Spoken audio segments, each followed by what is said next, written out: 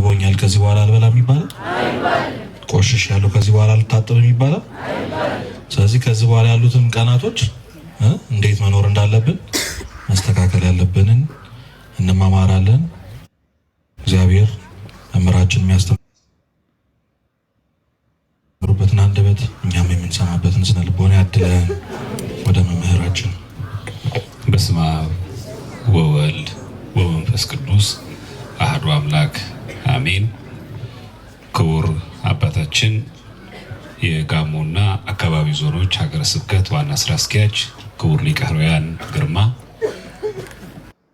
ክቡር ቆሞስ አባ ገብረ መድኅን ደብረ አስተዳዳሪ፣ ክቡራን አይንተ እግዚአብሔር ካህናት፣ ወንድሞች ዲያቆናት፣ በዚህ የተሰበሰባችሁ የእግዚአብሔር ቤተሰቦች በእግዚአብሔር ፍጹም ሰላም እንደምን አመሻችሁ? እንደምን ቆያችሁ? እግዚአብሔር ይመስገን ብለን ስሙ እንድናመሰግን የፈቀደልን የቅዱስ አምላክ እግዚአብሔር ስሙ ከአጽናፍ እስከ አጽናፍ የተመሰገነ ይሁን። የትምህርታችን ርዕስ ሱባኤ በሚል ይሆናል። እንደ እግዚአብሔር መልካም ፈቃድ በቤተ ክርስቲያናችን ሰዎች ከእግዚአብሔር ዘንድ የሚፈልጉትን ማናቸውም ነገር ከሚያገኙባቸው መንገዶች አንዱ ሱባኤ ነው። በዛ ላይ ዛሬ ሁላችን እንደምናውቀው ፍልሰታ ጾም ላይ ስላለን ወቅቱም የሱባኤ ስለሆነ ስለ ሱባኤ እንነጋገራለን። አንዳንድ ሰዎች ባለማወቅ እናንተ በቤተክርስቲያን የምታከብሯቸው ክብረ በዓላት በሙሉ ከባዕድ አምልኮ ጋርና እንዲቀንሰቱ ፍጥሩን ማክበር እንደ መጥፎ ልማድ አድርጎ የሚያስቡ ሰዎች ስላሉ፣ በነገራችን ላይ ዛሬ አንበሳ አይቶ የሚያቅሰዋል። አንበሳ አይታችሁ ታውቃላችሁ? እስቲ ያያችሁ እጅ አውጡ። በአይኑ በቴሌቪዥን አለ የሚያልኩት፣ በአይኑ በቴሌቪዥን አላልኩም፣ በቪዲዮ አላልኩም። እሺ፣ ለማንኛውም ዛሬ በዓለም አቀፍ ደረጃ የአንበሶች ቀን ነው። ዛሬ ማለት ኦገስት 10 ዛሬ በዓለም አቀፍ ደረጃ የአንበሶች ቀን ነው። እንግዲህ አስቡ፣ ዛሬ ኢንተርናሽናል ዴይ ነው። በኢትዮጵያ የሚከበር ወይ ደግሞ የሕዝብ ተወካዮች ምክር ቤት ያወጣው አይደለም። ዛሬ ኦገስት 10 ኢንተርናሽናል ላየን ዴይ ነው፣ የአንበሶች ቀን ነው። አንበሳ ዛሬ ስላከብር ነው ያከብረን ይሆን? መንገድ ላይ ብናገኘው ዛሬ አይበላንም? እያከበር ነው በእለቱ። እሺ፣ ሱባኤን ስናከብር፣ ሱባኤን ስናስብ በቤተ ክርስቲያናችን እንዴት ይከበራል የሚለውን እናያለን። ከቅዱሳን እንደዚህ በዓላትን ከማክበር ጋር በተከታታይ ቀናቶች ስለምንማር ሱባኤ በዕብራይስጥ ቋንቋ ሹባ ተብሎ ይጠራል። ቃሉ ራሱ ተመሳሳይ ነው። በአማርኛ ሱባኤ ወይም በግዕዝም ሱባኤ እንለዋለን። በዕብራይስጥ ደግሞ ሹባ ይባላል። ምን ማለት ነው? ሰባት ማለት ነው። ቃል በቃል የስሙ ትርጓሜ ሰባት ወይ ደግሞ ሳምንት፣ ልክ አንድ ሳምንት 7 ቀን ስለሆነ ማለት ነው። ስለዚህ ሱባኤ ሰው ከእግዚአብሔር ጋር ለመነጋገር ከፈጣሪ ጋር ለአንድ ሳምንት አንድ ሱባኤ፣ ለሁለት ሳምንት 14 ቀን ለሁለት ሱባኤ ማለት ያ ነው። ለሶስት ሳምንት ያ ማለት ለ21 ቀን ለሶስት ሱባኤ እግዚአብሔርን እማጸነዋለሁ ብሎ የሚገባበት ነው። ይህ ሱባኤ ቀጥታ ስንተረጉመው 7 ማለት ነው። በመጽሐፍ ቅዱስ 7 እጅግ በጣም ብዙ ጥልቅ ምስጢሮች አሉት። እግዚአብሔር ዓለምን ፈጥሮ ያረፈው በስንተኛው ቀን ነው? በ7። ተመልከቱ 7 የሚለው ቃል። ሁለተኛ መዝሙረ ዳዊት መዝሙር 118 ቁጥር 164 ላይ ስለ ጽድቅ ፍርድ 7 ጊዜ በቀን አመሰግናለሁ ይላል። ስንት ጊዜ? ስንት የጸሎት ጊዜያት አሉ? 7 የጸሎት ጊዜያት አሉ። ጠዋት 12 ሰዓት እንጸልያለን፣ ጌታችን ወደ ቀያፋ የገባበትን አስበን። ከዛ 3 ሰዓት አለ ጠዋት ረፋድ ላይ፣ እሱም ጌታችን እንዲሰቀል ውሳኔ የተወሰነበት ነው። ከዛ 6 ሰዓት የተሰቀለበት፣ 9 ሰዓት ነፍሱን ከስጋ የለየበት፣ 11 ሰዓት ወደ መቃብር የወረደበት፣ 3 ሰዓት ከምሽቱ ምሴተ ሐሙስ ጌታችን ተላልፎ የተሰጠባት፣ ሌሊት 6 ሰዓት ሞትን ተደርጎ የተነሳባት ሙሉ ነገረ ክርስቶስ ነው። ስለዚህ ልበ አምላክ ዳዊት ምን አለ? ስለ ጽድቅ ፍርድ 7 ጊዜ በስንት አመሰግናለሁ? በቀን አመሰግናለሁ። ይህን የተናገሩ ልበ አምላክ ዳዊት ነው። 67 ነው። ለዚህ ነው መቼ ተጀመረ ስንል ከውድቀት በኋላ የሰው ልጅ ከገነት ከወጣ በኋላ አዳምና ሔዋን አዳም በቀኝ ሔዋን በግራ ሆነው የበደልነውን በደል የበላነውን ዕፀ በለስ ይቅር ብሎ ወደ ገነት ይመልሰናል ብለው ተስፋ አድርገው ሱባኤ ገብተው ነበር። ግን የቆዩት 35 ቀን ብቻ ነው። ትላንት መምህራችን እንዳስተማሩን በ35ኛው ቀን ሰይጣን መልአክ መስሎ ከዛ ከሱባኤ ከያዙበት አስወጣቸው። ሱባኤ የተጀመረው በአዳም ነው። ለምንድነው ሱባኤ የምንገባው ካልን በረከት ለመሳተፍ ነው። ለምሳሌ ሱባኤ ነቢያትን የሚሰው የነቢያትን በረከት ለማግኘት፣ ሱባኤ ሐዋርያትን የሚሰው የሐዋርያትን በረከት ለማግኘት፣ ጾመ ፍልሰታን የሚጾም ሰው የእመቤታችን በረከት ለማግኘት። ይሄንን ለማድረግ ሰው ከእግዚአብሔር ዘንድ በረከት ለማግኘት ይጾማል፣ ሱባኤ ይገባል። ቃሉ ምን ማለት ነው? 7 ማለት ሱባኤ ማለት ምን ማለት ነው? 7 ማለት ሱባኤ የግል አለ። አንድ ሰው በግሉ በእጮኝነት ወይ በትዳር ወይ በፈገጠመው በስራ ምክንያት ችግር ምክንያት በግሉ ንስሐ ሊገባ በግሉ ሱባኤ ሊገባ ይችላል። መጽሐፍ ቅዱስ አይናርገው። ልበ አምላክ ዳዊት መዝሙር 101 ቁጥር 6 ላይ እንደ ምድረ በዳ እርኩም መሰልኩ ይላል። በፈረስ ቤት እንዳለ እንደ ጉጉት ሆንሁ ተጋሁ፣ በሰገነትም እንደሚኖር ብቸኛ እንድንቢጥ ሆንሁ ይላል። ብቻዬን ኖርኩ ይላል። አንድ ሰው በግሉ ሱባኤ ሊገባ ይችላል። የግል ሱባኤ ይባላል። ሁለተኛ የማህበር ሱባኤ አለ። ልበ አምላክ ላይ ምን ብሏል? ወደ እግዚአብሔር ቤት እንሂድ ባሉኝ ጊዜ ምን አለኝ? ለምን ወደ እግዚአብሔር የምንመጣው? ልንጨፍር ልንዝናና ነው? ለጸሎት፣ ለምስጋና፣ ለቅዳሴ፣ ቃለ እግዚአብሔር ለመማር፣ ሱባኤ ለመግባት፣ ለማህበር ይመጣል። ለዛ ነው እንሂድ ሱባኤ ሲሉን እንሁን እግዚአብሔር ቤት እንሂድ ሲሉን ደስ አለኝ ያለው። ለዚህ ልበ አምላክ ዳዊት። ስለዚህ በጋራ አንድ ሰው ምን ያደርጋል ማለት ነው? በማህበር ሱባኤ ይገባል። ሌላው የአዋጅ ደግሞ ሱባኤ ደግሞ አለ። እንደምታውቁት ሀገር ሲወረር፣ ድርቅ ሲከሰት፣ ቸነፈር ሲከሰት፣ ዝናቡ ሲጠፋ ሰው የአዋጅ ሱባኤ ይገባል። ስንት አይነት ሱባኤ ዘረዘረ? የመጀመሪያው ምንድነው? ቀጥሎ ምንድነው? በአድዋ ድል እንዳደረገው ማለት። ስለዚህ ሱባኤ ብዙ አይነት ሱባኤ ይደረጋል። እሺ በሱባኤ ለምንድን ነው ሱባኤ 7 የሆነው? 7 ምንድነው ምስጢራዊ በመጽሐፍ ቅዱስ? አሁን ልብ አድርጋችሁ ወደ ምስሉ። ሱባኤ ለምንድን ነው 7 የሆነው? ምንድነው የሱባኤ ረቡዕ? አንደኛ በሱባኤ የተሰወረ ምስጢር መገለጡ ብቻ ሳይሆን መጽሐፍ ቅዱስ ተጠብቆ የቆየው በሱባኤ ነው። እንደምታውቁት እስራኤላውያን 70 ዘመን ሲገዙ መጽሐፍ ቅዱስ ጠፍቶ ነበር፣ ተቃጥሏል። ብዙዎቹም ደግሞ መጽሐፍቶች ጠፍተው ነበር። ይህ የጠፋው በ70 ዘመን የባቢሎን ግዞት ጠፍቶ የነበረው መጽሐፍ ቅዱስ የተገኘው እዝራ የተባለ ሰው እዝራ ሱቱኤል ካህኑ 40 ቀን ጾሙ ሱባኤ ገብቶ ያገኘው ሰው። ሱባኤ ቀላል ነገር አለ። አሁን እጃችን ላይ የምናገኘው መጽሐፍ ቅዱስ የነቢያት የሙሴን ጭምር የኦሪት መጽሐፍ ተጠብቀው የቆዩት በሱባኤ ነው። ይሄንን እዝራ ሱቱኤል ሲያብራራ በማግስቱም ቃል ወጣ ይላል። ምን የሚል ቃል መጣ? እዝራ ብሎ ጠርቶ እንዲህ አለኝ፣ አፍን ክፈት እኔም የማጠጣን ጠጣ ነው። እዝራ ሱቱኤል ማለት ያ ሱቱኤል ማለት የሚጠጣ ማለት። መጽሐፍቶች በጠፉ ቁጥር ያ መጽሐፍቶች ተበርዘው ነቱስ አርግብን እንጃው መጽሐፍ ቅዱስ ጣፉ እንደሚደረገው አንድም ቅጂ ባይኖር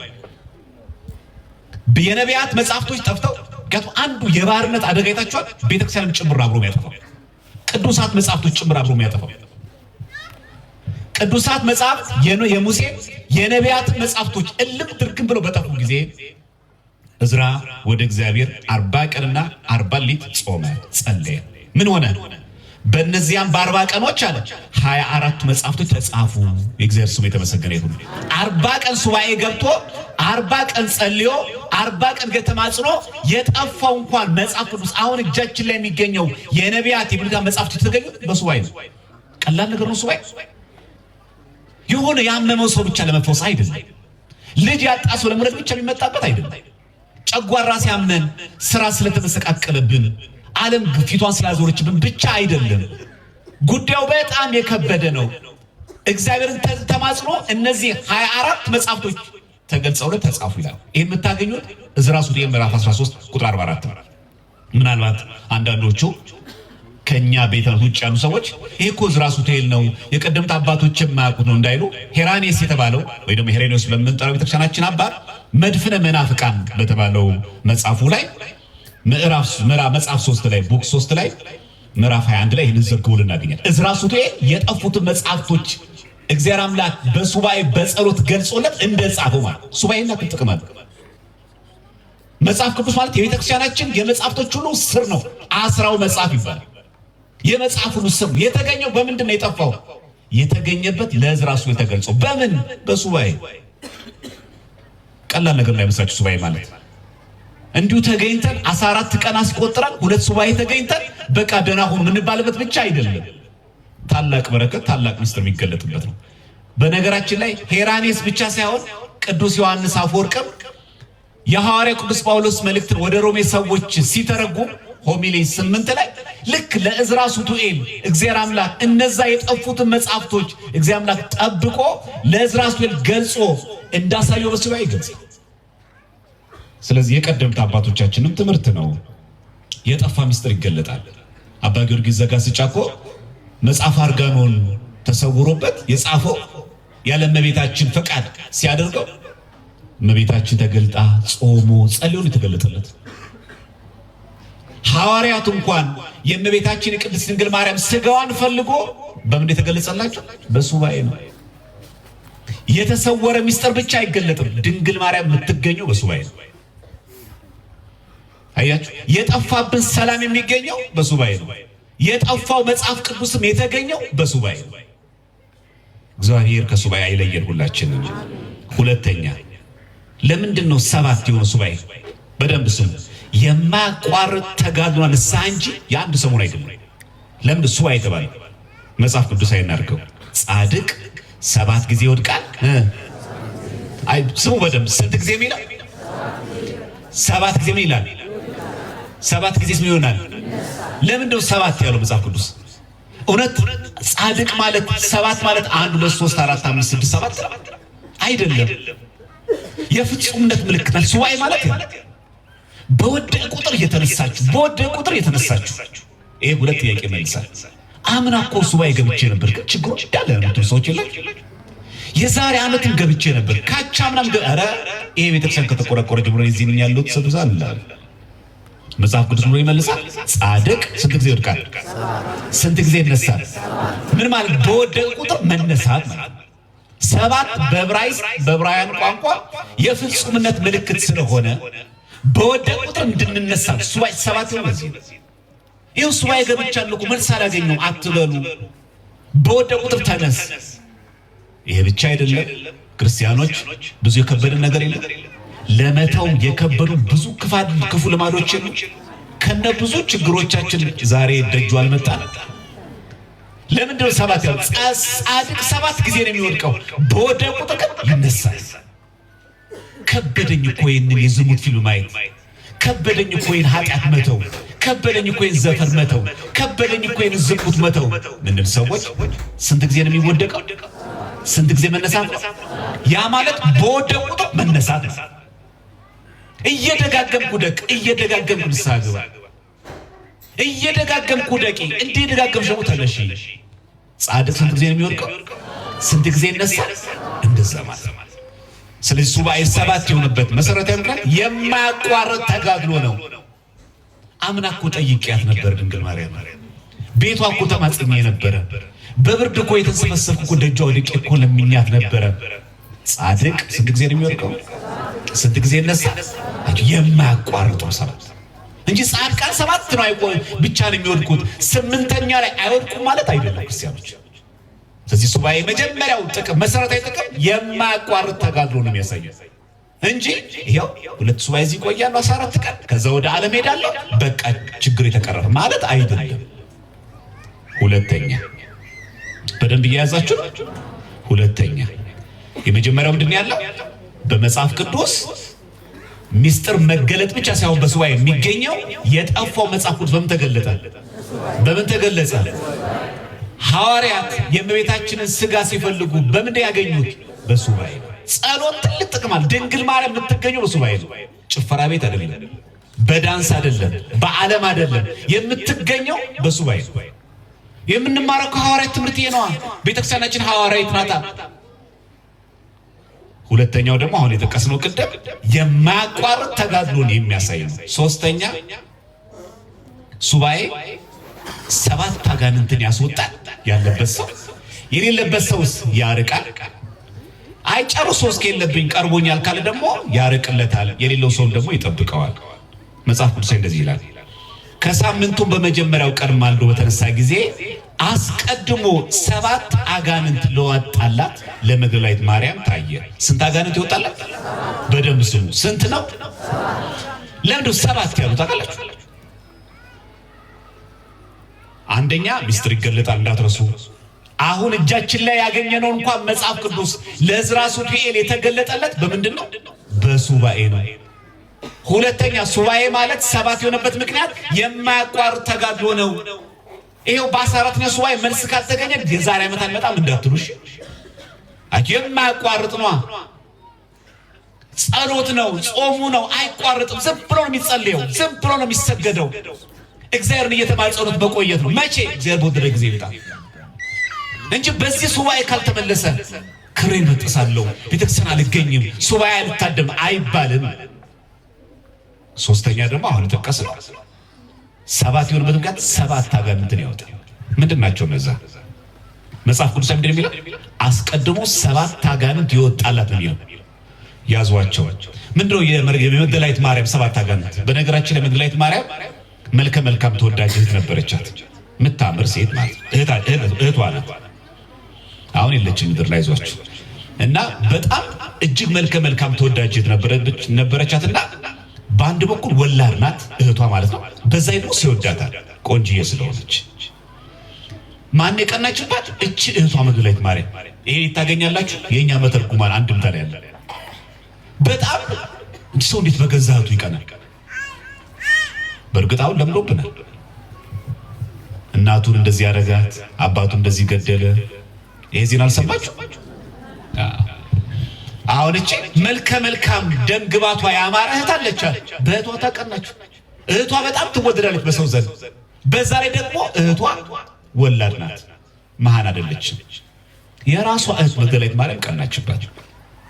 7 አጋንንቶች ምንድን ናቸው? አንደኛ መንፈሰ ትዕቢት አለባት።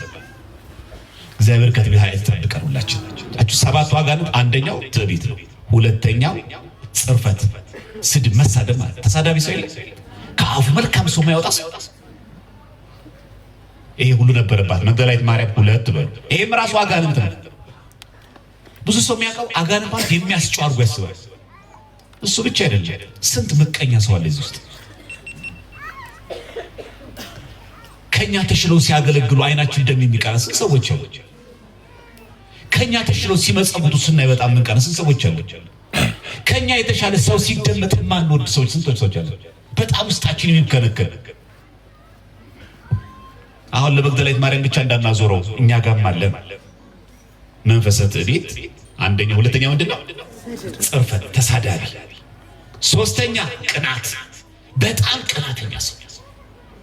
በለበሰው ይቀናል፣ በሚናገረው ይቀናል፣ በመወደዱ ይቀናል፣ በመዘመሩ ይቀናል፣ በመማሩ ይቀናል፣ በማግባቱ ይቀናል፣ በመውለዱ ይቀናል፣ በማገልገሉ ይቀናል፣ በሁሉ በክህነቱም ይቀናል።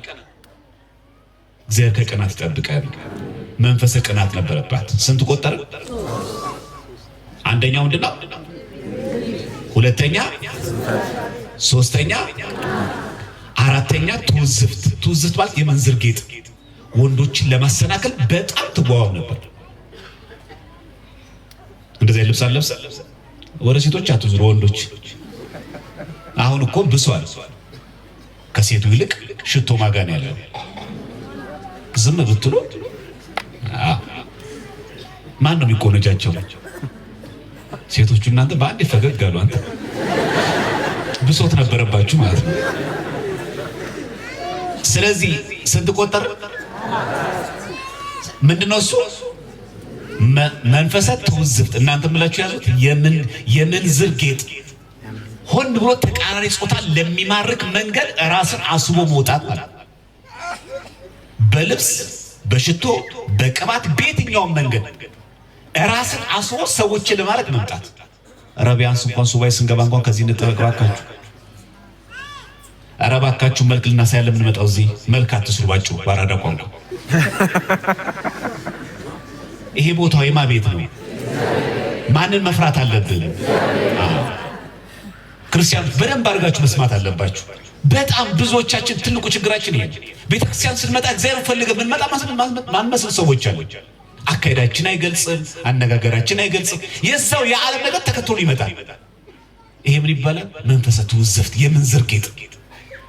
ከልብሱ ንጽህና ይልቅ ለቤተክርስቲያን የሚገባ ልብስ ነው ብሎ ከማሰብ ይልቅ በጣም የሚያንገበግበ የሰው አይን ላይ የሚገባ ልብስ የምንዝር ጌጥ ማን ነው? ንጹህ ስንተኛ ነው? መንፈሰ ዝሙት አምስተኛ። ከወንዶች ከሁሉ ማድረግ ትፈልጋለች። ስድስተኛ ሐሜት። እናንተ ለካ አጋንንት ነው አንዱ አይተጫ ሰው የሚያሳማ የሆነ ነገር ነገራችሁ ለሆነ ሰው ለመተንፈስ የሚጓጓ ሰው የለም። አረ የወሬ ያለ የሚል ሰው እኮ አለ። የቴጅ ሊተንፈስ የሚል ሰው እኮ አለ። መንፈሰ ሐሜት ይባላል። ሰባተኛው መንፈሰ ሐሰት፣ መዋሸት። አንድ እውነት የማይገኝበት ሁሌ ውሸት እየጨመረ የሚናገር ሰው። ስንት አጋንንት? ሰባት። ይሄ ነው መጽሐፍ ቅዱስ ማርቆስ ወንጌል 16:9 ላይ 7 አጋንንት ያስወጣላት። ስንት አጋንንት? 7 አጋንንት የሚወጣው በ7 ሱባኤ ይወጣል። የምንዋሽ ሰዎች የለን፣ ምንዝርና ያለብን ሰዎች የለን፣ ሐሜት ሰዎች ምናማ የለን። ይሄ ሁሉ አጋንንት ነው። ሰው እንኳን አያውቅም። መንፈስ ሐሜት አጋንንት ነው አናውቅም። ስንት ሐሜት በሐሜት ሰው ተጣልቷል። የስንቱ ጮኝነት ፈርሷል። የስንቱ ትዳር ተበትኗል። ስንቱ ማህበር ምስቅልቅል ወጥቷል በሐሜት ብቻ። ሐሰት ዋሽተን ስንቶችን አጋጨን። በሉ ሱባኤውን በትክክል ያዙት። 7 አጋንንትን እንዳወጣላት እኛንም እግዚአብሔር አምላክ በሱባኤው ሰባቱን አጋንንት ያረቀልን። በእውነት ጌታችን በሱባኤ እንደምታውቁት አጋንንት አንዱ የሚወጡት በዚህ በጾም በጸሎት ስለሆነ ጌታችን ብሏል። ይህ ወገን የሚወጣው ምንድን ብሏል? ከጾምና ከጸሎት በቀር እንደዚህ አይነቱ አይወጣም። ዝንቱ ዘመድ ነው። ዝንቱ ዘመድ እይወጽ ዘንበለ ጾም ወጸሎት። ይህ አይነቱ ወገን ጾም ጸሎት ይፈልጋል። በእምነት የሚወጣ ጋኔን አለ። ልብ በሉ። ጸበል ጠጥተን ጸበል ተጠምቀን እምነቱን ቀብተን የሚወጣ ጋኔን አለ። ጾም ጸሎት ሲደረግ የሚወጣ ጋኔን አለ። ማቴዎስ 17:21 ላይ ይህ ወገን ግን ያላያችሁ ይህ አይነቱ ግን ከጾም ከጸሎት በቀር አይወጣም። 7 የሆነበት ምክንያት 7 የሚጸናወትን አጋንንት ይወጣል። ማን ነው ዛሬ ሰው ማያማ? ማን ነው ከኛ መካከል ዛሬ ማይዋሽ? ማን አለ ከኛ መካከል የምንዝር ጌጥ የማይለብስ? ማን ነው ማይቀባባ? ለንጽህና ፈልገን ይመስላችኋል? አናቆም። እግዚአብሔር ልንሸውደው እንችላለን። ቅናት የለበት ማን አለ? የሰው ቅናት እንቅልፍ የነሳን ሰዎች የለም። ወደ ሰው አናዙር ራሳችን። በሃይማኖት ብትኖሩ ማን መርምሩ ነው የሚለው? ማን መርምሩ የሚለው? ራሳችን። 7 አጋንንት ይወጣላት። በ7 ሱባኤ ደግሞ 7 አጋንንት ደግሞ ይወጣሉ። 7 አራተኛ ከሱባኤ በኋላ ድል የነሳ ነው ዲያብሎስ ድል እንዳይነሳ። ከመግደላዊት ማርያም የወጣው ስንት አጋንንት ነው? ተመልሶ እንደሚመጣ ታውቃላችሁ? ተመልሶ ይመጣል። መጽሐፍ ቅዱስ እንመልከት። ማቴዎስ 12:45 ከዚያ ወዲያ ይሄድና ከእርሱ የከፉትን ይላል ቤቱ ተጠርጎ ንጹሕ ልቡ ልክ በጸበል አጋንንት ከወጣ በኋላ ማለት ልክ መታችሁ እዚህ አዌ ቤት መታችሁ ድል ስትነሱት ይጠብቃችኋል።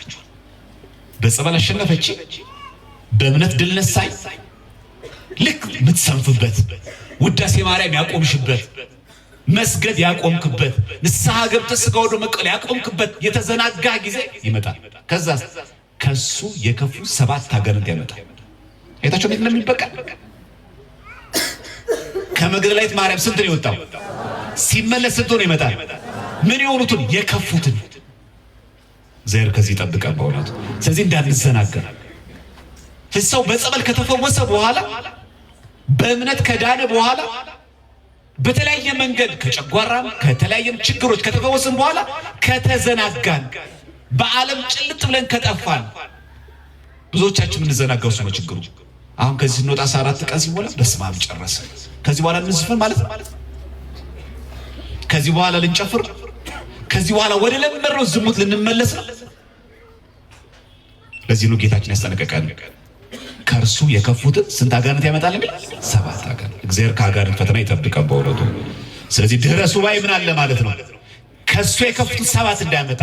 በ7 ድል ነስተነው በድል በነሳ ነው በሱ ደግሞ ይመጣል። ተጠንቀቁ ክርስቲያኖች። በዓመት አንዴ ብቻ እመቤታችን ቤት አትምጡ። በዓመት አንዴ ብቻ እናስባት። ሁሌ ነው ጾመኛ። ከክፋት ሁሌ እንጾማለን።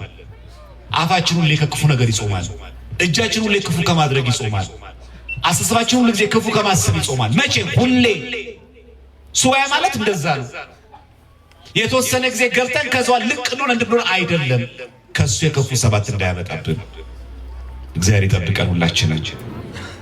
እያያዛችሁ ማለት ሌላው ለምንድነው 7 የሆኑ ስንል 7 በመጽሐፍ ቅዱስ ይቅር ባይነት ነው። በቀን 7 ጊዜ እንኳን ቢበድልህ በቀን ስንት ጊዜ ይቅር ይላል? 7 ጊዜ። ተጸጸትኩ እያለ ወደ አንተ ቢመለስ ይቅር በለው።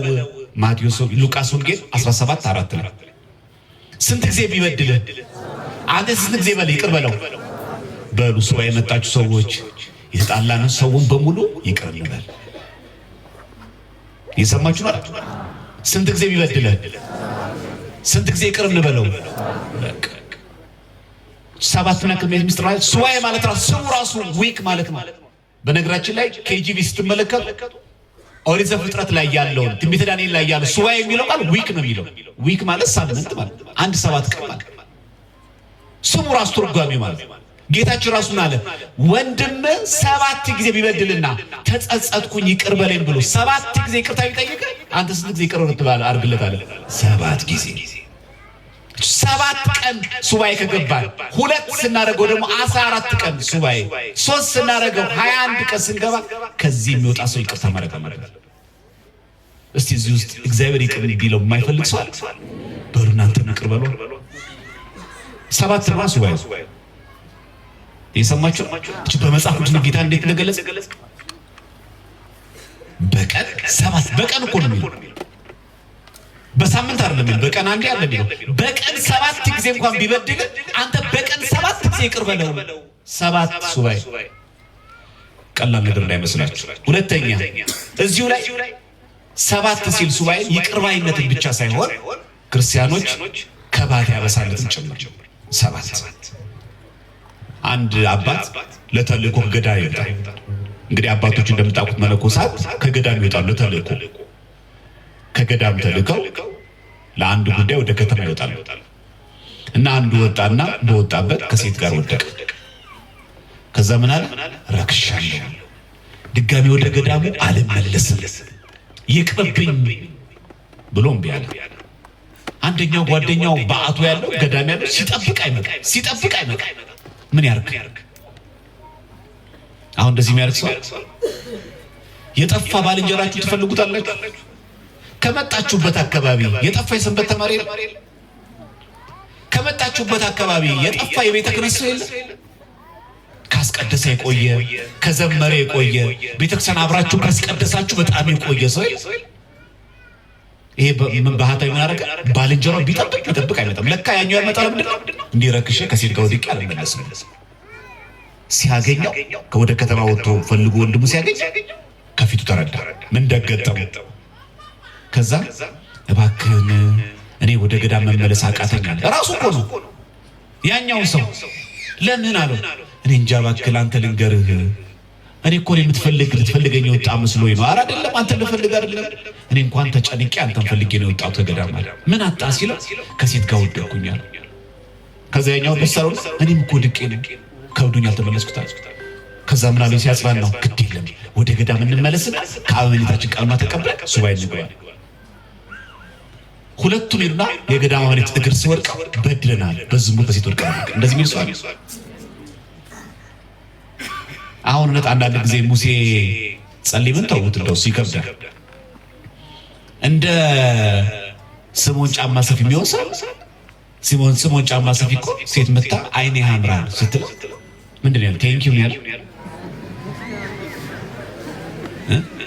አሁን በእኛ ዘመን አሁን አንድ ወንድ እዚሁ ሱባኤ ላይ ራሱ አይኔ ያምራል በመጀመሪያ መስታወት ገብቶ ፊት ያያል መጀመሪያ ከዛ ቀጥሎ ፕሮፋይል ነው የሚያደርገው ቴሌግራም ላይ ውሸት ነው እንድትስቁ ካለ የመረኝ አናረገው እንደዚህ አንተ እንደዛ አለች ሁለት ሰው ከደገመው በቃ ተውት ሶስተኛ ሰው ከደገመው ተውት እሱ ግን ጫማ ሰፊ ሆኖ አይኔ ያምራል ሲባል እንዴ ያደርገው አይኑን ጎልጉሎ እንኪ አይኑን ተሰናክላው ተጣላተ ነው ያለው ጌታ እኛ እኮ ለሰው መሰናክል ነው ቴንኪ እኮ ነው ከዛ በኋላ ማታ እኮ ምን ኳኳለው እኮ ዜሪያው አሁን ያባት በወደ ቁጥር አብሮት ፎቶ አይደለም ያነሳው አሁን ከባት ያበሰማን አለኛው ውስጥ ከተማ ውስጥ አገኘሁት እኮ መነኩሴው ቆቡን ጥሎ ከሴት ጋር ወድቆ አይደለም ያለው እኔ እኮ እንዳንተ ወደቅኩ አለ አብረው ሳይበድል ወንድሙን ፍለጋ መጣ ልክ እሱ ራሱ በዝሙት በሴት እንደወደቀ አርጎ እንሳገባ የሚገርማችሁ ስንት ቀን ነገር 7 ቀን በሰባተኛው ቀን እግዚአብሔር ተገለጠና ለዚህ ለኃጢአተኛው ቆም ስላልበደለው ባልንጀራ ስምሬሃለሁ ለሰው ንስሐ የምትገቡ ሰዎች አላችሁ ለሰው ሱባኤ የምትገቡ ሰዎች አላችሁ ወንድሜ በጫት ተቸገረ ወንድሜ በሱስ ተቸገረ ገንዘብ አልበረክታለው ስራ እንዳለ እየከሰረ ተቸገረ እስቲ ለወንድሜ ሱባኤ ልግባ ቢል ሰው ለሰው እኮ ሱባኤ ይገባል ክርስቲያኑ ዘራይ ልቦናችን ያብራል ሱባኤ ማለት 7 ከእንደገና ከባት ያበሳ ሳይበደል ከሴት ጋር ሳይወድቅ እንደወደቀ ሆኖ ሱባኤ ማለት ይሄ ፈራጅነት አይደለም ሱባኤ እኛ እዚህ ተቀምጠን በቪዲዮ ያስቀናናቸው ስራ ቢኖረኝ ባይኖረኝ እኮ ፍቃድ ባገኝ መጥቼ እኮ በተገኙ ሚልኩ ሰዎች አሉ የተመኙ ሳይፈቀድላቸው በጤና ምክንያት ችግር እዚህም የሉ አሉ ከኛ ጋር እንኳን እዚህ ጉባኤ ለመማር ፈልገው አሟቸው የተኙ የሉ አሉ መታደል ነው ቁጭ ማለት ካልፈለገ ሰብ አብሮ ቤት ቁጭም ያደርጋል ለእግዚአብሔር የሚከብደው ነገር አለ እንዴ ምንኛ ብረት ለበሰን እንዴ አሉኮ ተችሎም እዚህ ተቀምጦ የእግዚአብሔርን ቃል መስማት ማን ሲፈቅድ ነው እግዚአብሔር ሲፈቅድ ክርስቲያኖች ከባት ያበሳበት የወንድሙን ባልንጀራ ሸፍኖ በኃጢአቱን ሸፍኖ ከባት ሱባኤ ገባ አብሮት ስላልበደለው ባልንጀራ ስምሬሃለሁ እስቲ እንደዚህ በሉ በጣም በአመል ያስቸግራችሁ አባት በስካር የሚያስቸግር አባት ስራ ግራ የገባው ሰው ኑሮቹ ለመስቀልቅል ያሉበት ሰው እስቲ ሱባኤ ልግባለት በሉ እስቲ ልጸልይ ሳትነግሩት አሁን እኮ ይሳልነገረው ማን የገለጠለት እግዚአብሔር አትናገሩ ጾሜልሃለሁ ጸልዬልሻለሁ አትበሉ ጸሎቱን ሰምቶ ዋጋ የሚከፍል ማን ነው አትነጻዱ ሱባኤ በ7 ከደዌያችን እንፈወሳለን 7 የሆነበት ሌላኛው ምክንያት ከደዌያችን እንፈወሳለን ወንጌል እንጥቀስ የዮሐንስ ወንጌል ምዕራፍ 4 ላይ ሹሙም ይላል ባለስልጣኑ ጌታ ሆይ በደንብ ስሙ ጌታ ሆይ ብላቴናዬ ሳይሞት ውረድ አለ በጣም ሹም ነው ባለስልጣን ነው ጌታችን ክርስቶስን አይቶ እባክህን ውረድና እባክህን ልጅና አድነኝ ኢየሱስም ሂድ ልጅ በሕይወት አለ ደስ በሕይወት አለ ሰውየውም ይላል ኢየሱስ የነገረውን ቃል አምኖ ሄደ ውረድና ልጅን ፈውስ ሊሞት ነው ያለው በቃ ቃር ላይ ነው ያለው ነፍሱ ውጪ ነፍስ ግቢ ላይ ነው በቤተክርስቲያናችን የጸሎት ናት ታውቃላችሁ የተጨነቀችው ነፍስ አሳርፍ አልሰማችሁ ምን ማለት ነው ማለት ነፍስ ውጪ ነፍስ ግቢ ብለው ሰው የሚጠብቃቸው ሰዎች ይሄ ምን በል ነው የሚለው አሳርፍ የሚያሳርፍ ማን ነው ነፍስ ውጪ ነፍስ ግቢ ላይ እያለ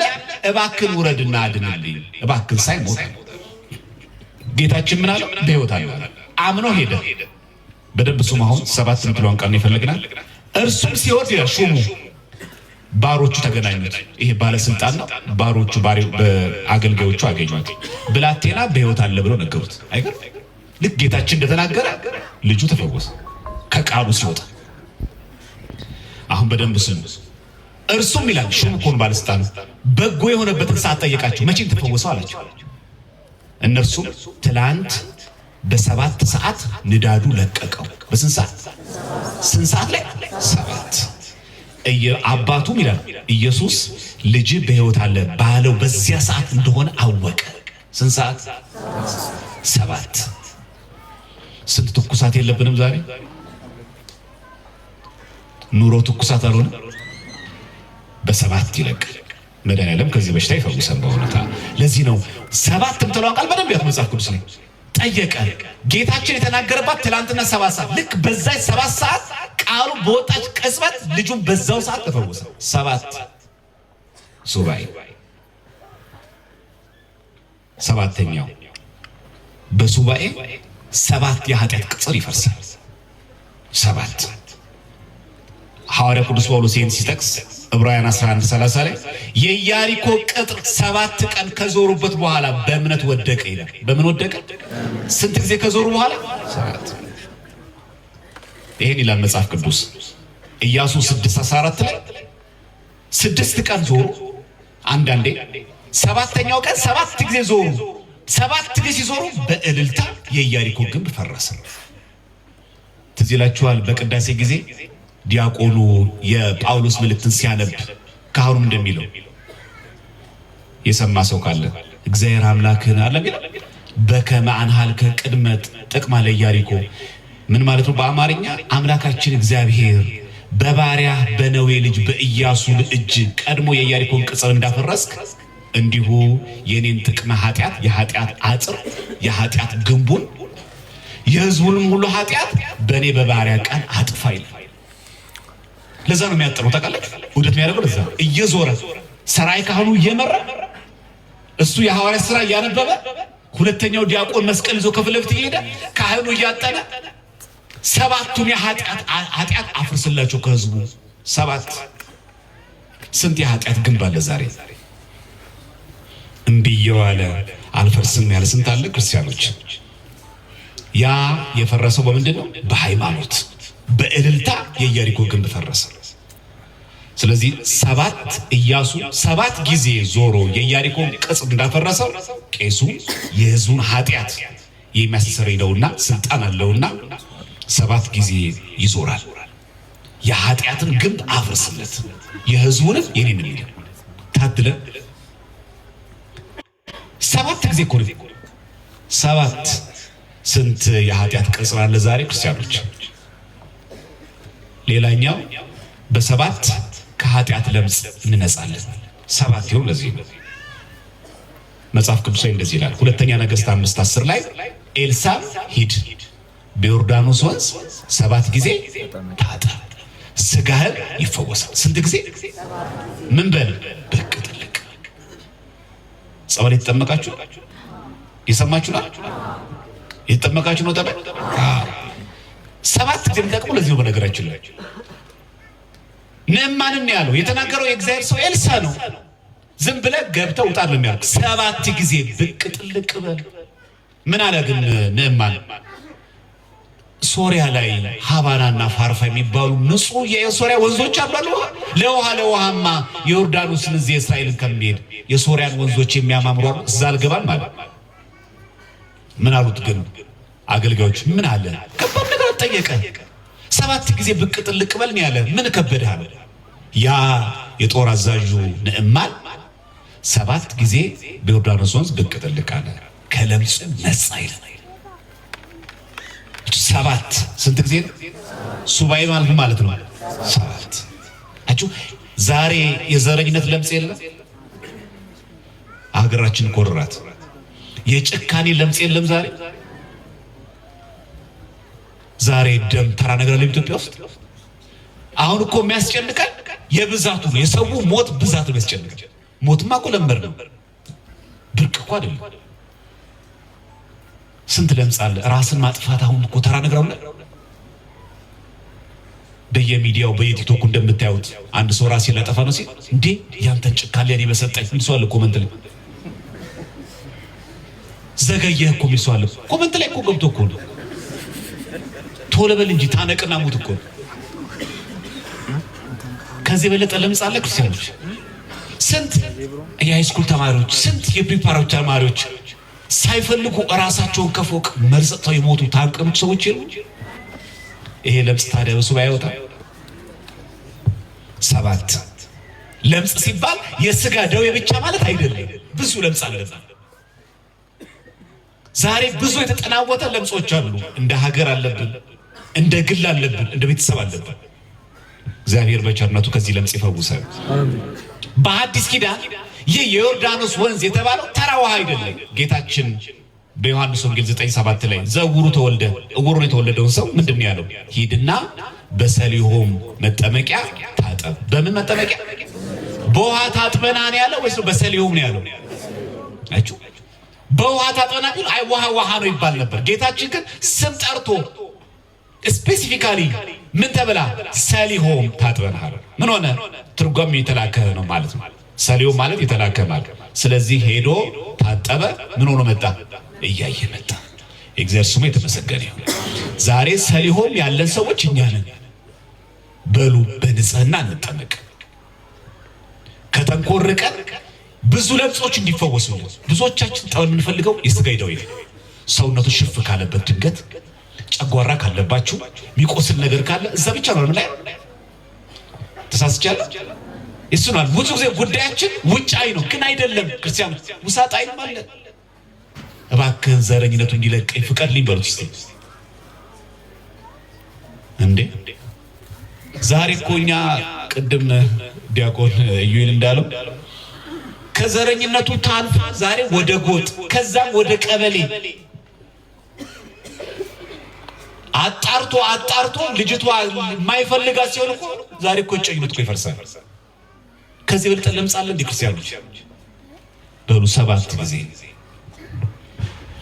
ለዚህ ፕሪስክሪፕሽን የሚጻፈው እንዴ ነው? ዶክተሩ ይሄን አክል መድኃኒት ዋጥ፣ ይሄን አክል መርፌ ተወጋ ይላል። ቤተክርስቲያናችን ይኸው ሱባኤ 7 እሺ 7 በረከተ ስጋ እናገኛለን። በ7 የተባለ በረከተ ስጋ መጽሐፍ ቅዱስ እንጥቀስ። ማቴዎስ 15:35 ህዝቡም ይላል በደንብ ስሙ። ህዝቡም በምድር ላይ እንዲቀመጡ አዘዘ ጌታችን ማለት ነው። 7ቱንም እንጀራ አሳውንም ይዞ አመሰገነ። ስንት እንጀራ? ቆርሶም ለደቀ መዛሙርቱ ሰጠ ይልና ደቀ መዛሙርቱም ለህዝቡ ሁሉም በሉና ጠጡ፣ በደንብ ጠገቡ። በደንብ ስሙኛው የተረፈውም ቁርስራሽ 7 ቅርጫት ሙሉ አነሱ። ስንት ቅርጫት ተነሳ? ስንት ቅርጫት ተነሳ? 7 ቅርጫት። ምን ማለት 7 ማለት? ፍጹም በረከት። ሱባኤ የገባ ሰው ሲሄድ ፍጹም በረከት ነው ይዘው። እናንተ መጣችኋል ለዚህ ልጃችሁ ቤተሰቦቻችሁ ስራውን አስፈቅዶ ምን ብዙ ነገር እኮ ሱቁን አሽጎ እኮ የመጣ ሰው አለ። እንደው በቃ እንደው ድንግል ማርያምን እንደፈጥጣት አድርገው ብሎ እኮ ለሰራት የሰጡ እኮ የመጣ ሰው አለ። እናንተ ከዚህ ስታመጡ እግዚአብሔር ደግሞ ቤቱን ሞልቶ ደግሞ ይጠብቃል። ለዚህ እኮ ነው ስንት ቅርጫት ነው የተነሳው? 7። ለምን 7 ሆነ? ለምን 8 አይነሳ? 7 ፍጹምነት ነው። ፍጹም በረከት ተነሳ። ሱባኤ በሚገባ የሚጸልይ ሰው፣ ሱባኤው በስነ ስርዓት የሚጾም ሰው፣ በስነ ስርዓት የሚያስቀድስ ሰው፣ ስጋው ደሙን እየተቀበለን በሚገባ የሚጾም ሰው 7 በረከት ይዞታል። በረከተ ስጋ። ለዛ ነው በልተው ጠግበው ነው የሚለው መጽሐፍ ቅዱስ። በሉና ጠገቡ ነው የሚለው ማቴዎስ 15:35 በሉና ጠገቡ ካለ በኋላ የተረፈውን ቁርስራሽ 7 ቅርጫት። ለምን 7 የተነሳው? ፍጹም በረከት፣ ምልትልት ያለ በረከት። ልጅ ያጣው ልጅ ወልዶ ሄደ። የጎደለበት ሞልቶ፣ ስራ የሌለው ስራ አግኝቶ፣ የታመመው ተፈውሶ።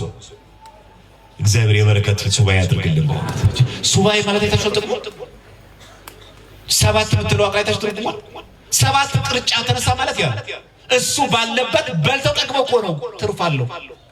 መልስ አላችሁ፣ ተገኝታችኋል እኮ እዚህ አስቀድሳችኋል እኮ። ከቅዳሴው በረከት አላችሁ፣ ታድላችሁ። ከጠበሉ በረከት አላችሁ። ስጋው ደግሞ ተቀብላችሁ ጸጋ እግዚአብሔር አግኝታችኋል። መንግሥተ ሰማያት እንደምትወርሱ ዋስትና የሆነችውን ምስጢር የምንካፈልባት ስጋው ደግሞ አግኝተናል። እነዚህ ሁሉ ተገኝቶ ደግሞ ቅርጫት ደግሞ ይተርፋል። ምን ማለት ነው? ቤታችን ደግሞ ይሞላል። ቅርጫት ተነሳ። በልተው ጠግበው እኮ ነው። ይሄ እግዚአብሔር ቃል አይደለም? እየተመገብን እኮ ነው። ቃሉ የማን ቃል ነው? እንዲህ መልተን በልተን ጠግበን እንኳን 7 ቅርጫት ደግሞ ይነሳል። ምን ማለት ነው? ሙሉ በረከት። ክርስቲያኖች እግዚአብሔር በበረከት እንድንመለስ ሁላችንም ይርዳል። ሱባኤ 7 ብትለው አገር እሺ። ሌላው በሱባኤ ፈተና ይጸናል አይጸናም? ይጸናል። መጽሐፍ ቅዱሳዊ ግን አለ።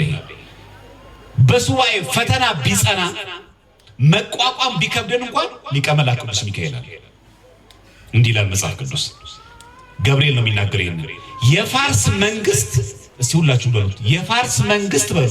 የፋርስ መንግስት እንደ ብዛታችሁና የፋርስ መንግስት አለቃ በሉ። የፋርስ መንግስት አለቃ ግን 21 ቀን ተቋቋመኝ። አሁን ማትስም ስራ 21 ቀን ማለት ስንት ሱባኤ ነው? 3 ይሄን የሚናገረው ማለት ገብርኤል ነው። ስሙት። 3 ሱባኤ ተቋቋሙ። ማን? የፋርስ ንጉስ ገብርኤልን እየተዋጋ ምን ተከሰተ? እነሆም ከዋነኞቹ አለቆች አንዱ ሚካኤል ይረዳኝ መጣ። እግዚአብሔር በእልልታ አመስግኑት። አሁን የፋርስ ንጉስ እኮ ገብርኤል ከብሎት እኮ አይደለም፣ ይገጥማል። እንኳን አንድ ሱባኤ እንኳን 2 ሱባኤ 3 ሱባኤ 14 21 ቀን ቆይተ ዲያብሎስ ሊዋጋ ይችላል።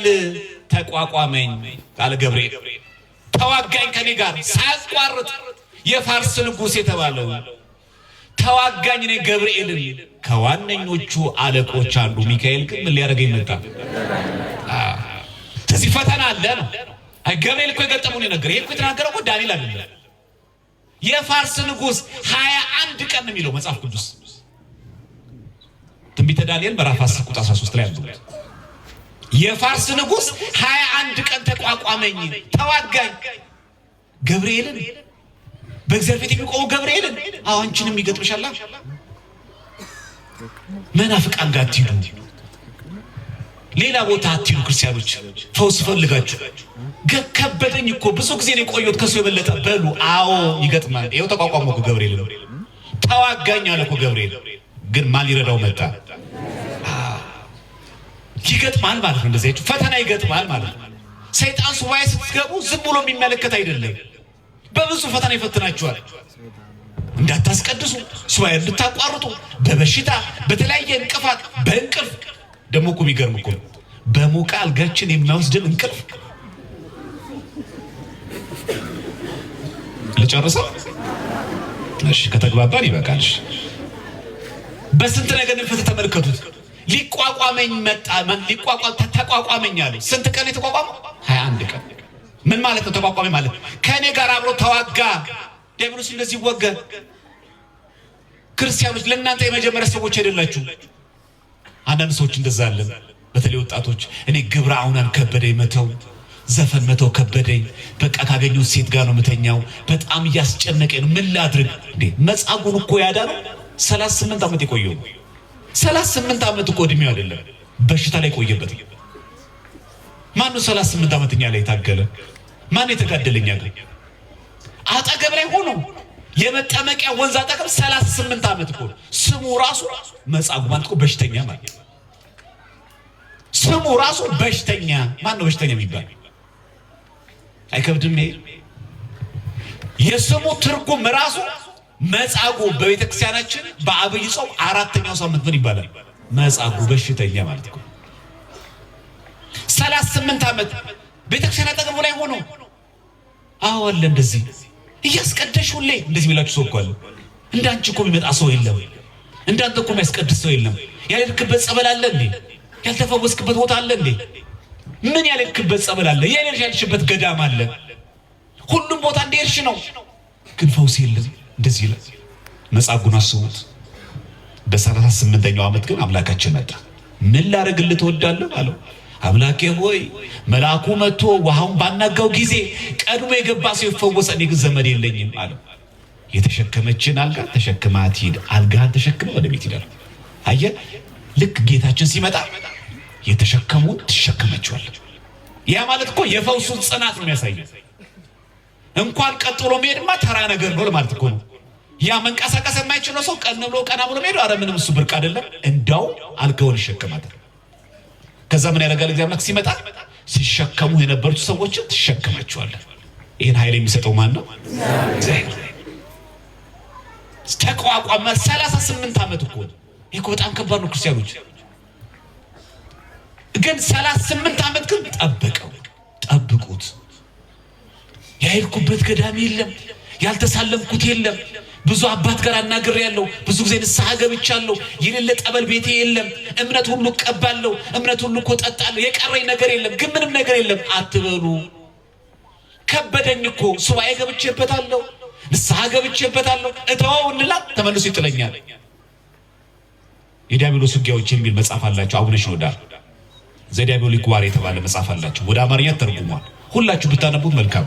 አንዱ የዲያብሎስ የመውጊያ መንገድ መንቻካነት ነው። መንቻካ ማለት አንድን ኃጢአት ደጋግሞ መጣል። እንደዚህ አልገጠማችሁ? ከእንግዲህ እንደዚህ አላረግም ብላችሁ ወራት ቆዩ። አሁን ትብሉና ካሁን በኋላማ ሞቼ ነው የምገኘው፣ አልደግማትም። ደግሞ ሳምንት አትቆይም። ይሄ ለምን መሰለ የሚያደርጋችሁ ክርስቲያኖች? ሰይጣን እንደዚህ የሚያደርገው ለምን መሰላችሁ? ተስፋ እንድትቆርጡ እኮ ነው። አቃተኝ እንድትሉ ነው። ቅድም ብለናል። ጻድቅ ስንት ጊዜ ይወድቃል? ስንት ጊዜ ይነሳል? በቃ ውደቅ። 20 ዓመቴ ነው ገና፣ 12 ዓመቴ ነው ገና፣ እኔ ወጣት ነኝ፣ እየወደኩን እኮ ውደቅ። እናስ ተነስ። ስንት ጊዜ በወደቅ ቁጥር ተነስ። መቼ እግዚአብሔር ይመጣል? እሱ በፈቀደው ቀን። እና ዘንድሮ ሱባኤ ገብቻለሁ፣ መልስ ካልተገኘም የዛሬ ዓመትም ግባ፣ ካልተገኘ የዛሬ ዓመትም ግባ። ሁሉ ነገር የሚያውቅ ማን ነው? አንድ ሴት ነበረች፣ አትናሲያ የምትባል በዜና አበው ገዳማትን አባቶችን የምትረዳ በጣም ደገኛ ሴት ነበረች። ቤቷ በአራቱ አቅጣጫ ክፍት የሆነ ሰው ሁሉ ይመጣል። እሷ ቤት ተመገውን የሚሄደው ድሃ የለ፣ ከዚህ ሀገር የመጣ የለ፣ መልክ አታይም፣ ቁመት አታይም፣ ጾታ አታይም። የመጣ ሁሉ ተመገው ይሄድባታል። ታድላ። እኛ እኮ ዛሬ ከውጭ ስንሰባ እናደርጋለን ፊታችን እየበላንም ከሆነ ማለት ነው። እሷ ግን በአራቱ አቅጣጫ በሯን ከፍታ ትመግብ ነበር። ግን መጨረሻ ላይ እንግዶች ሲበዙ መላመድ መጣ፣ ወንዶች በዙ፣ በዝሙት መውደቅ መጣ። እንዲህም እያረገች የሚገርማችሁ ለገዳማቱ የሚያስፈልገውን ትልካለች። ምን አረጉ መነኮሳት? ይህን ዜና ሰሙና ብሯን ከላከች ምን አገባኝ አላሉ። እንደዚህ እንዳትሉ ካህናት አባቶች እባካችሁ። ምን አገባን? ብሩ ከመጣ አልተጓደለም እኮ ብሩ፣ ግን ያ የዝሙት ነው። ምን ችግር አለው? ብሩ ከመጣ ተመለሰች አልተመለሰች እኛ አይጓደልብን አላሉ መነኮሳቶች። ሂድና ዮሐንስ ሐጺር ሰብከህ አስተምራት ናሉት። ወደ ቤቷ ሄደ። ሲመጣ ከሷ ጋር የሚያድር ወንድ መስሏት አየችው። አባት የሚፈልገው ነው አብረን እንድናደር አለችው። ስቅስቅ ብሎ ያለቅሳል እሱ። እኔ መጣሁት እኮ ከገዳም ነው። ድሮ ደገኛ ሴት ነበርሽ፣ ቤትሽ አብርሃም ቤት ነበረ። ለገዳሙ የሚያስፈልገውን ነገር ከምታገኙት ሰጪ ነበር። ዛሬ ግን ለኛ ገዳም የሚሰጪው ነገር ቢኖር ግን ያ የሚመጣው በኃጢአት በዝሙት ነው። እግዚአብሔር የሚፈልገው ገንዘብሽን ሳይሆን መጀመሪያ ማን ይፈልጋል? አንቺ። እንደዚህ አይነት አባቶች እግዚአብሔር አምላክ ያብዛልን። በእውነት የሚፈልገው መጀመሪያ አንቺን ነው አለው። አለቀሰች፣ አዘነች። ንስሐ እገባለሁ አባቴ፣ ቤቴም ንብረቴም ይቅር፣ ከእርሶ ጋር ዛሬ ገዳም እገባለሁ። እርሶ ወደ ወንዶች ገዳም፣ እኔ ወደ ሴቶች ገዳም በዓቴ እገባለሁ አለች። በዛው ዕለት ወሰነች። ልብሴን ጨርቄን ማቂያለች። ተነስታ ጉዞ ጀመሩ። ሌሊት እየተጓዙ ሲጓዙ ጨለመ። እሳቸው በአንዱ ዛፍ ግድም፣ እሷ በዚህኛው ግድም ተኙ።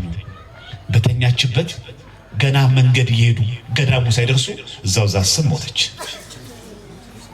አለቀሰ አባት ዮሐንስ ሐጺር። ምን ነው እግዚአብሔር ሆይ ነግረኝ እሺ ብላ ንስሐ ገባለሁ ብላ ቀና ወስዳ አሁን ገና ገዳም ገብታ መንኩሳ ልጸድቅ ስትል ትወስዳታለህ አለው። የለም ገና ላንተ እሺ ብላ ከቤቷ ስትወጣ ያኔ መሪያታለሁ።